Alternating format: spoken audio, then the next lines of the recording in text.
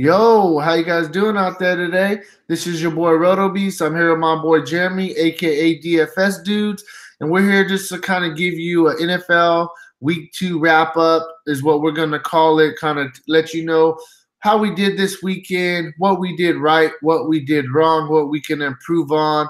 Looking into Week 3, so let's hang out for a little bit, talk a little DFS from this past weekend, and hopefully you guys can learn something. So, hey, how you doing out there, Jeremy? What's up, man? Monday hangover, right? I Yeah. think I think a quick thing to throw out there is kind of contrast between week 1 and week 2. Week 1, the chalk really went off, and week 2, the chalk just flopped, right? I mean, Right. there's some really chalky plays that just absolutely flopped. I mean, honestly, for me, when we're talking about chalk, you know how I feel as a cash game player. Yeah, I mean, sometimes the chalk will bust, sometimes it's going to go off and kill you. But if you know somebody's going to be 60% owned, I honestly think for cash games, I think you just have to put them in there. I mean, it is what it is, and you have to live with the results. And you can't be mad at the end of the day. Like we always talk about with our plays, there always has to be a why behind every single person that you play. So if there's 3 or 4 different whys on a guy, obviously he was a good play. He just didn't have the best week. I mean, it's DFS. They're human, just like we're human. Everybody has bad days. It is what it is. I mean, we just kind of take it for what it is and move on. Yeah. So I mean, me personally this week, my cash lineup hit. All of our members for our NFL Luxury Box Special. They all received my same cash lineup I play. We cashed. It was a nail biter. We ended up pulling through and definitely made some money on the cash game side. GPP wise, I mean, I max in there every NFL Sunday. Had a really good player pool. I actually pretty much broke even, made a couple bucks, but at the same time, I could have had a lot bigger day on my max entries. I mean, obviously, we all want the top prize, which in my case, I max entered the dollar GPP. I wanted that 10K for first place. I had a lot of all the right pieces. I just didn't have them all in one lineup. That was my problem for this week. I mean, how did you do this week? I think that the first thing that I'd touch on is with the contrast of the 2 weeks. It's important to have a process, and it's important to stick to your process no matter what the results are. Be process oriented about this, because that week in and week out, your process is what's going to keep you profitable. If you keep trying to reinvent the wheel every week based off just the results and being results oriented, it'll be a struggle throughout the entire season. So I think for me, that's the biggest thing. Look at the plays that we landed on because of our process that did work out, and then look at the plays that happened to bust. And figure out where those process orientated or what they were. And in our case, you look at a guy, like you said, who may not live up to the hype, but was the right play because of the process. And I think maybe we should just take a couple quick minutes if you want to explain the free square kind of philosophy that we have, why that's important to plug that guy in your cash lineups, even though he's going to be really chalky, and if he busts or doesn't bust, why it's still a good play. All right. Well, I mean, the reason I call them free squares, we do it mainly for football is what we call it, because football, in my opinion, is usually the most chalkiest sports. Between the 3 that we do, MLB, NFL, and NBA. The reason I call them a free square is, whenever we're doing our cash games, we always tell our customers, please do a lot of 50-50s, which 50% of the field wins, 50% of the field loses. So if you have a guy that is going to be 50% owned, 60% owned, in this case, Connor, he was 80% owned this week. You had Antonio Brown, who was 80% owned this week. Those guys they're so highly owned. The reason we call them a free square is because pretty much you just put them in your lineup, whether they do well or whether they don't do well, it's not going to affect you in cash games because they're so highly owned. So that's why, week 1, I'll be honest, week 1 of our biggest failures was we try to get too cute. We try to fade Connor week 1 and say, hey, we know he's going to be chalk, but it was the first week with him playing. We didn't know what to expect. So if this guy busts and the guy that we replaced him for does very good, then we're like way ahead of the field. But in cash games, you don't always have to be way ahead of the field. If you're right there on the money line and you have one or two players that differentiates yourself from the field, you'll be pretty successful in cash games. So yeah, so I'm not trying to keep going on and on. So in our eyes, it's pretty much a free square in cash is somebody at least 50% known that's not going to hurt you, but not necessarily going to help you so much as well. Right, and you know, you have the potential to have it hurt you more than you do for the upside that goes into that. If you don't play the guy and he does go off, as opposed to you play him and he busts. You play him and he busts and he's 80% owned. He had zero effect on the line. That he didn't move the line one way or the other. So you don't fall behind the field, and and it's a cash game philosophy. It works. What we did week one was more of a GPP play with trying to fade Connor to get ahead on the field. And, like you said, we just got too cute with it. Lesson learned. Right, for sure. But, yeah, man, we had some good picks too. So, the free content we give out, we nailed some picks for our customers. We did the player pool build. We had a ton of guys in our player build that did go off. Hopefully our customers used those videos and plug some of those players in. We were really big on Kelsey coming off one fantasy point the previous week. He absolutely went off yesterday. We also had Mahomes. We were very high on that Kansas City-Pittsburgh game at 53.5. That game absolutely went nuts. We told everybody to target that game. That was one thing that we didn't mess up on, is we definitely told everybody to target that game, and it definitely didn't disappoint for sure. Detroit and San Francisco ends up working out. That game goes off. It comes down to the final possession. I mean, I'm sure 49er fans were holding their breath when Garoppolo threw what looked like. Oh, bro, I was like, oh, he just gave up the game. Gave up the game, exactly. So that game pans out. Indy at Washington's a game that didn't pan out. Alex Smith did not look well. We bit hook, line, and sinker on that Alex Smith play. Didn't kill us. But we go in a different direction. We probably easily cash. Oakland and Denver. Real quick, I mean, the thing about Alex Smith is he still threw for almost 300 yards. He still threw over 30 times. He was a fine play. He even ran. The only problem with Alex Smith that killed us this week was he didn't throw any touchdowns. That was the only thing that killed us. And how often do quarterbacks go with not throwing a touchdown in the game? It's not very often. He had two throwing touchdowns the week before. He actually had a throwing touchdown yesterday that was an easy drop in the end zone that would have gave him at least one touchdown, put him at 17 fantasy points. At his price tag, I mean, that would have been 2.5 times value. He still hit 2 times value for us. So it wasn't a bad play. I'm not really mad about the Alex Smith play. I mean, we just kind of caught a bad break with that one. And, Drew Brees, you look at Drew Brees on the other side of it, for two quarters of football, they had 3 points, and that game was the second highest over under on the board going into the week. And Cleveland has to be sick, right? I mean, they let a game go, can't make a field goal. Speaking of Cleveland, the big news of the day is with Cleveland, isn't it? I mean, they just traded away Josh Gordon to the Patriots. Yeah, hey, Gordon, if he can, stay out of trouble and just be a regular football player and play all season, that dude is gonna eat with Tom Brady, bro. Tom Brady's gonna make this dude look like an absolute superstar. I mean, not only just because he's going with Tom Brady, but the guy has shown us in the past that he has massive talent and massive upside. And that was with Browns for the past 5 years, who have never had a real quarterback. So this dude, if he stays healthy and stays on the field with Tom Brady, oh man, this is going to be a really, really good addition to the Patriots offense. I mean, people were saying, oh, well, they lost Brandon Cooks last year, and that's going to hurt him. Josh Gordon, in my opinion, he's much bigger.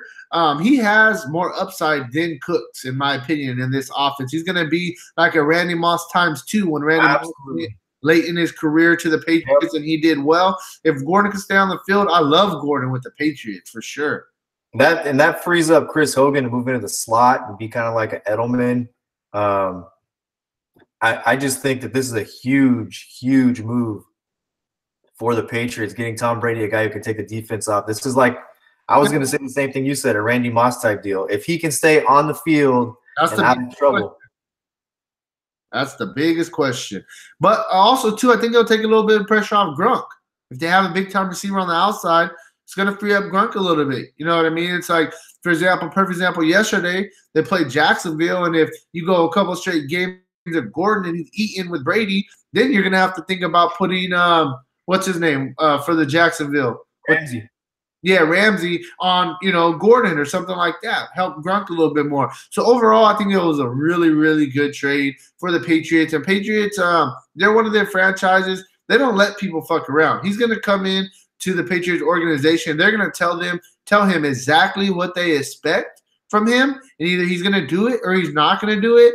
And the guy's just been so much negative in his career. I mean, if he was a smart dude, he would take this as this is one of the best opportunities of my life I've ever had. Let me try my hardest and make the best of it and not make mistakes like I did before.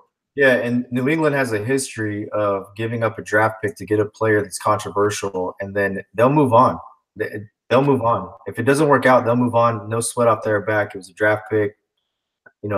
I think it's a low-pressure situation for Gordon. There's going to be an expectation to do things a certain way, and that's going to be it. Either he does and he stays and he's productive, or he doesn't and he's gone. No, nothing gained, nothing lost there. Right.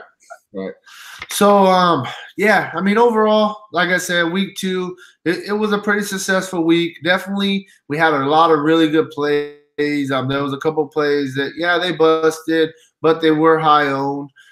So, overall, for me, I'm going to say that week 2 was a success.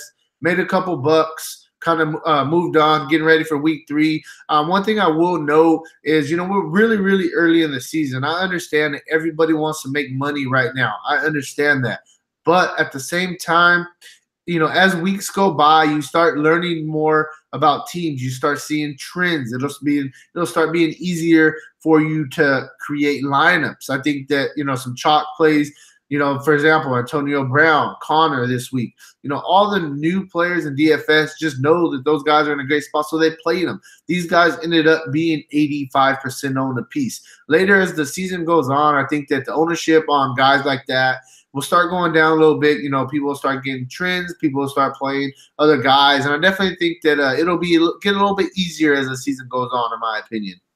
Absolutely. I mean, for me, from a tournament standpoint this week, I had a lot of Jimmy G and I had a lot of Mahomes. I also had the guy I loved, and if you watch the video, our running back video, the guy I really loved was Melvin Gordon, and I loved him because of where his price was and where he kind of sat from a visual standpoint when you looked at the running backs with Gurley and Kamara the week he had, and then you had some value below that. I thought Melvin Gordon could go overlooked. We did get him at a pretty decent ownership percentage, and then he did go off. He was in a good spot, didn't lie. Kelsey, again, another guy we absolutely love. Emmanuel Sanders is the guy that brings it home for us with his last catch. Didn't have a monster day, but he did have a good day. He did have 96 yards receiving.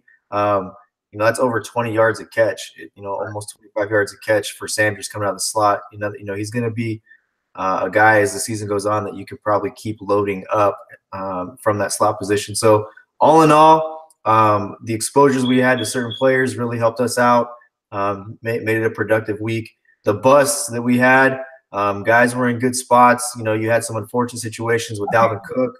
Bro, the biggest bust of the week for me personally was fucking Kittle, man. Kittle killed me. If Kittle would have had a decent game, easy cash, would have made probably about $100 more, to be honest with you. 2 fucking catches for 20 yards, 3 fantasy points. And honestly, that was my biggest disappointment of the week. Of any other player, that was my biggest one. There's a good example of the why, right? I mean, that's just a play that didn't work out. You look at their first drive, they get in the red zone, and Selleck gets a 9-yard touchdown pass from the tight end spot with Kittle on the other side of him. Kittle had a couple of drops in that game as well, would have maybe increased his total a little bit. One was an opportunity for a pretty big play down the sideline. But the guy was in a spot with Goodwin not playing. I know that the chalk started to move in the way of Pettis, looking to be a popular play. Pettis only had 4 points. He was kind of banged up, didn't play a lot in that second half.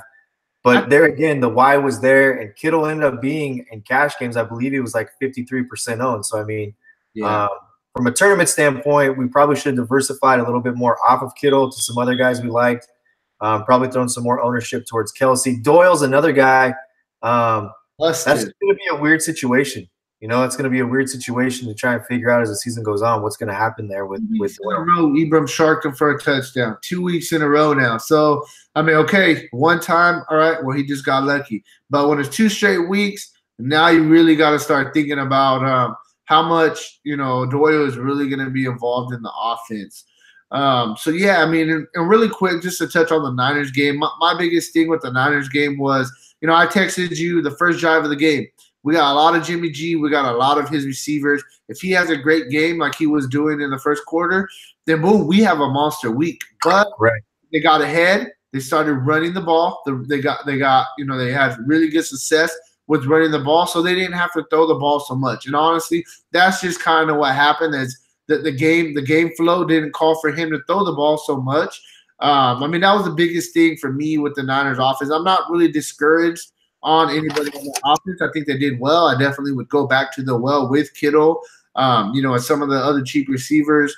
But yeah, I mean, that's all I really got for week 2. I have a quick question for you before we get out of here, just to help our viewers. We got 9 right now. Is there anybody that you would play from either tonight's game, which is Seattle and the Bears, or you have Thursday, which is a straight ugly ass game? You got the Jets and you got the Browns. So it's those 4 teams. It's ugly. I understand that. I don't know how much I'm really going to be playing, but they do have some really good tournaments on FanDuel for the Monday through Thursday slate. So really quick before we get out of here, I mean, is there anybody that you would target from either one of these 2 games, or who would you have the most exposure to if you were going to play that Monday through Thursday slate? First thing, let me say this. I want to apologize to our members on one thing. I had Matt Breida as the guy I was going to give as a running back, as my value running back for tournament plays. I've got him right here on my paper. I ended up crossing him off and going with Dalvin Cook, who I thought was in a really good spot as well. I didn't want to give a Jimmy G. I didn't want to be like giving a 49er stack away to our members and be like, man, this guy's nuts to play all these 49ers. But Breida did go off on his 11 carries. He also got 4 targets and 23.4 points. And his price this week has not increased a lot, so be on the lookout for that as well. He may be a pick that I like in this upcoming week against the Chiefs, where I don't think there's going to be a lot of defense played. As far as tonight goes, in our player pool build, we did mention some opportunities to play maybe a Russell Wilson in that Thursday through Monday slate. These are 2 really ugly games if you want to get your fix in and drop some lineups in. The problem I have with the slate is from a receiver standpoint, it's not sexy. I really don't know how you differentiate yourself in that. From a running back standpoint, it's not sexy. You know, you're looking at Jordan Howard and Carlos Hyde. You know, I can see playing some Sam Darnold. I think Cleveland just showed in back-to-back weeks against really high-powered offenses that they have the ability to play defense this year and shut teams down. It's definitely their strong suit. Hey, bro, real quick. Sorry to interrupt you. It's crazy. People are already saying, hey, can we get Baker Mayfield? We need Baker Mayfield. But the crazy thing for me, bro, is Tyrod's actually looking pretty good. And not only is he looking good, both games, they could have easily beat 2-0 to start this season. You know what I mean? Like, if they had a kicker for Tyrod's job, and he's doing very well, in my opinion. I mean, I'm definitely going to have some ownership for him on this slate. So me personally, you know, I like to differentiate myself more at quarterback than anything else. Is kind of like in MLB, you want to differentiate yourself at pitching. And yeah, so I mean, I personally think I'm gonna throw in some lines today in the quarter, probably max dinner with our optimizer. Optimizer has been doing very, very well to start the NFL season, and I'm probably gonna split up the ownership, probably go 25% with each quarterback. That's kind of what I like to do. You know, on smaller slates, I'll differentiate with the quarterbacks. And then, okay, so I'm just going to quickly, I don't want to spend too much time on this. For me, I'm going to go on the Bears side, probably have a little bit of Trubisky, a little bit of Josh Howard, a little, and then I like Robinson. He's their, you know, number 1 wide receiver. So I like him on the Bears side. If I go on the Seattle side, I'm going to look at Russell Wilson. The running back, I'm kind of about because he's actually splitting carries with another guy. But a guy I do like for the receiving core on Seattle is a guy Lockett. He's going to be their number one wide receiver right now while Baldwin's out. So that's kind of who I'm looking at. In that game. And then if I'm going to look ahead really quick on Thursday, it's pretty much just for me going to be some Tyrod Taylor matched in with some Landry, get some of that stack in. And then on the Jet side, I mean, the Darnold, I like him. And I like the receiver that we played yesterday, actually, in our cash game. That guy's getting a ton of targets. And he's actually doing well. What is his name? His name is Anua. Yeah, Anua, and I like him. So I mean, that's kind of where I'm at, to be honest with you. I'll give you one more. I'll give you one more play. A guy that I'm not sure how many people actually know he's on this roster, just because low profile, I guess, at this point in his career. But Brandon Marshall is on the Seahawks roster. Yeah, I actually like Brandon Marshall as well. He had 3 receptions on 6 targets for 46 yards. I think he had 12.3 fantasy points last week. Right, and now no Doug Baldwin.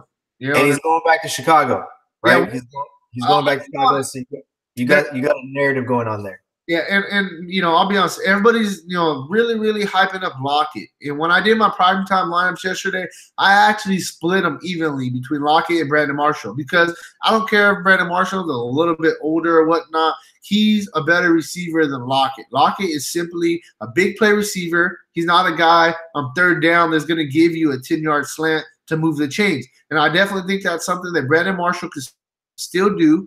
So I definitely think that a lot of people are going to be on Lockett and stuff. I think that Brandon Marshall is really, really sneaky. I'm glad that you brought him up. I forgot about him.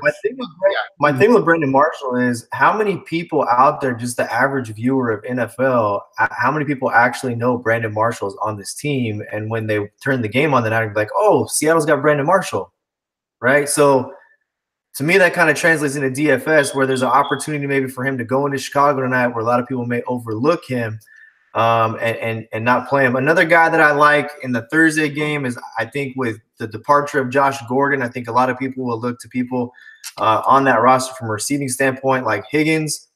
You've also got what is his name? I can't think of the guy's name. You got Higgins, and you've got the other receiver there who could come up and play. Slipping my mind right now, but the guy I like is Njoku, the tight end. Had a really good preseason. In Njoku in week 1, it wasn't a real good play, but he did get 7 targets for 2.8 points. He did get another 7 targets against New Orleans. He got 7 catches on 14 targets. His targets reception ratio is not great, but he does have big play upside. He showed that in the preseason. It's a guy I like as a tournament play as well. I can get on board with the Nua just because he's getting a lot of targets. And then one thing I'll say, on a 2-game slate where you have to differentiate yourself in some form of fashion, one thing that's always good to do is differentiate yourself by leaving some money on the table. People don't like to do that because I think they feel like, oh, I got to spend all of my bankroll. 2-game slates, you do not have to spend your bankroll. The single-game slate, you do not have to spend your entire budget. You can leave money on the table, and it's literally the best way to differentiate yourself, because everybody has the same kind of mechanism where they think I have to spend my whole budget. And one more guy I'll quickly mention that I actually like. I actually like Cohen. Cohen, is that how you say it? Backing up. Yeah, very explosive player on third downs. I mean, he got a shitload of carries last week. He got, they were saying that, Howard's going to be the featured back, and he is a featured back. Don't get me wrong. But Cohen still got his. You know what I mean? It wasn't like he was only on the field for 5 snaps. He was on the field a lot. You know what I mean? 8 total touches last week, 3 receptions on 15 targets, and then he had 25 yards on 5 carries. He's shown the ability to take one of those 5 to 7 to 8 carries he's going to get. The distance he did last year against Pittsburgh. I think he had like 7 carries in that game last year against Pittsburgh at home, and he ran for over 100 yards. So he's an explosive guy, $6,200, a guy you can definitely plug in to differentiate yourself. I expect Carlos Hyde to be highly owned, and I expect Jordan Howard to be highly owned, so that's a good spot to differentiate yourself. Jarvis Landry will definitely be highly owned. The last guy that I'll mention would be Robbie Anderson for the Jets. Big play capability, especially with Anua getting a lot of targets. Robbie Anderson does have the ability to go deep and make a big play, so you could differentiate yourself there as well. Yeah, and I mean, last thing I want to say is, Wilson is going to be super highly owned. I mean, it is what it is. People are probably like, man, he said he was going to play 25% Wilson, 25% Darno, 25% Trubisky, and what quarterback am I? Oh, and 25% Terry. I did say that because you know what? Wilson's probably going to be 50% owned. But of all of these four quarterbacks I mentioned, Wilson is also going against the hardest defense. The Bears' defense is no joke. I understand they had a little bit of letdown against Aaron Rodgers, who's top 3 quarterback of all times. But overall, they are really, really good defense. Mac was looking very good last week. They're going to put a lot of pressure on Wilson. Wilson, he lost his best weapon in Baldwin. He doesn't really have nobody on the offensive side of the ball. So, yeah, I mean, I definitely think that you want to get some exposure on other people besides Russell Wilson. Everybody's going to go to Russell Wilson. Definitely mix that exposure up a little bit. And, I mean, that's all I got. I mean, you got anything else for us on today's slate or anything that, you learned from week 2, or are you ready to get up out of here? Yeah, I'm ready to get up out of here and move on, put this week behind us. Any week you can move out profitable and feel kind of like about, which I do. We still made some money, so you can't hate that. I'm ready just to move on and put this one behind us and move on to week 3. All right. So, hey, guys, tomorrow we'll be out with probably a little bit of a NFL Week 3 preview, and then we'll jump in Wednesday, Thursday, Friday with our our defense tight end video. We got our wide receiver video, and then we have our running back and QB video. That'll be up later in the week. So make sure that you got those notifications turned on so you don't miss any videos from us. If you haven't already, go check out our website at www.dfscheatsheet.com. I mean, we have all the tools to help you compete with the pros day in and day out, a complete optimizer, tons of content. Put 150 lineups in just like the pros. It's not just putting 150 lineups in with our tools. They're actually, calculated out, really, really good quality lineups. A lot of people have been having really good success the first 2 weeks with our NFL optimizer. Hey, that's all I got. So thanks for helping me out with this video, Jeremy. I'll talk to you guys later. I'll see everybody later. Peace out.